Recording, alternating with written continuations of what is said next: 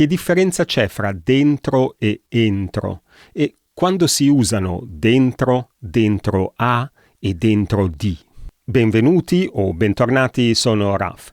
Per chi è qui per la prima volta, insegno italiano all'università in Gran Bretagna e con questi video cerco di aiutare un po' chi sta imparando l'italiano. Dunque in questo video parliamo delle due preposizioni dentro e entro. Spero di non confondermi troppo perché si assomigliano molto. Molte delle cose che dirò in questo video sono prese da questo bel libro di Jacqueline Brunet. Si tratta di una collana formata da diversi volumi e questo volume in particolare è dedicato alle preposizioni. Cominciamo dalla preposizione dentro, che molti avranno già utilizzato, che molti conoscono già naturalmente. Ora, la preposizione dentro in genere si usa da sola quando è seguita da un sostantivo, cioè da un nome. È come mettere vino buono dentro una botte marcia. Scomparve dentro la macchina che si mise subito in moto. Nel primo caso la preposizione dentro è seguita dal sostantivo botte, nel secondo dal sostantivo macchina. Naturalmente il sostantivo può essere preceduto da un articolo, anzi lo sarà quasi sempre, oppure si potrebbe avere anche un dimostrativo, questo, quello. Non importa, in tutti questi casi in genere si usa dentro senza un'altra preposizione. E qui ho messo qualche altro esempio che lascio leggere a voi. In tutti questi casi quindi si vede che la preposizione dentro, quando è seguita da un sostantivo, come ho detto, in genere si usa da sola. Ma a volte sentiamo dentro a prima di un sostantivo. Che differenza c'è?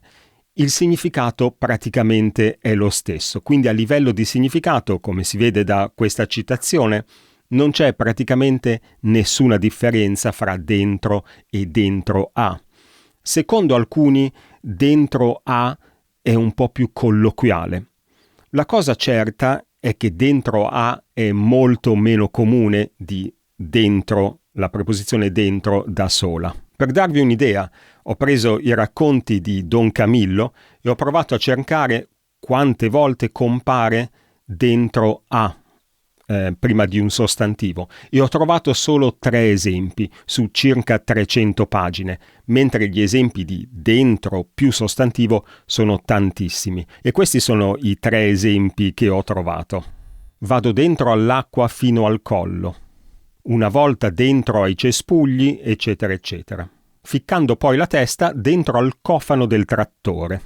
Come ho detto, questi sono gli unici 3 esempi che ho trovato in questo libro, quindi sicuramente l'uso di dentro a è molto meno comune della semplice preposizione dentro davanti a un sostantivo. Ricordiamoci però che il significato è praticamente lo stesso. Quando invece la preposizione dentro è seguita da un pronome personale, si usa dentro di e quindi diciamo per esempio dentro di me, dentro di te, dentro di sé e così via. Perché chiedere a Dio quale sia la verità quando la verità è dentro di te? Si sentiva rodere dentro di sé. Quelle parole vibravano come cosa viva dentro di lei. Quindi dentro di prima dei pronomi personali. Attenzione però, perché se usiamo il rafforzativo stesso dopo il pronome personale, allora dobbiamo eliminare la preposizione di e quindi diciamo dentro me stesso, dentro te stesso, dentro se stessa e così via. Alle volte i suoi occhi si offuscavano, quasi guardassero dentro se stessa. Questo vale, come ho detto, per i pronomi personali, quindi me, te, lui, lei, eccetera.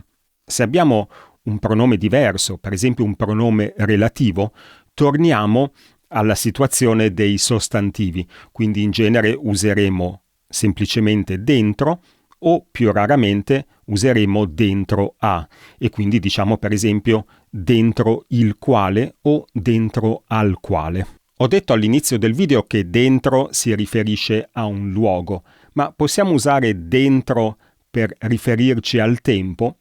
In genere no, non si usa. Come vedremo fra un attimo, per il tempo normalmente si usa entro, Ma ho trovato un esempio, sempre nel libro di Don Camillo, in cui dentro si riferisce al tempo. Ci avrebbe pensato lui, e dentro la giornata. La giornata è un periodo di tempo, ma non è un uso comune. Prima di passare alla seconda preposizione, entro, voglio fare una piccola precisazione, anche se non c'entra molto con il tema di questo video, ma c'entra con la parola dentro. La piccola precisazione è che dentro può essere anche un avverbio. Non lo dico tanto per il piacere di classificare le parole, di metterle nelle varie scatole, ma per far vedere alcuni esempi in cui dentro viene usato in modo diverso, e in questi casi è un avverbio. Si trova spesso combinato con qui, lì, là, nelle espressioni qui dentro, lì dentro, là dentro. E ho messo questi esempi appunto per farvi vedere che in questi casi dentro è un avverbio. Lascio leggere a voi gli esempi. Passiamo alla preposizione entro e cominciamo proprio dall'uso meno comune, che è quello di riferirsi a un luogo, quindi con un significato molto simile a quello della preposizione dentro. Vi faccio vedere un esempio che non ho trovato io, perché non è un uso molto comune, ma ho preso da quel libro di cui ho parlato all'inizio di Jacqueline Brunet. A quel punto vennero ad avvertirci che stava entrando entro le mura la seconda delegazione. È un esempio preso dal Nome della rosa di Umberto Eco. Non è un uso comune, è un uso soprattutto letterario. Molto più comune invece è l'uso di entro riferito a un periodo di tempo. E in questo caso significa prima della fine di un certo periodo di tempo oppure prima di un certo punto nel tempo. È meglio vedere gli esempi che sono molto più chiari delle mie spiegazioni. Se entro 5 minuti non segni, questa volta te la faccio io la pelle. Quindi, se prima della fine dei 5 minuti, a partire da questo momento, entro domani riceverai il testo della parte generica. Semplicemente prima di domani. Entro mezzanotte tutti devono essere avvertiti, che significa semplicemente prima di mezzanotte. Sono molto comuni poi con la preposizione entro espressioni come entro la fine del mese o entro la fine dell'anno. Anche qui possiamo semplicemente sostituire entro con prima della fine del mese o prima della fine dell'anno. Il significato è praticamente lo stesso.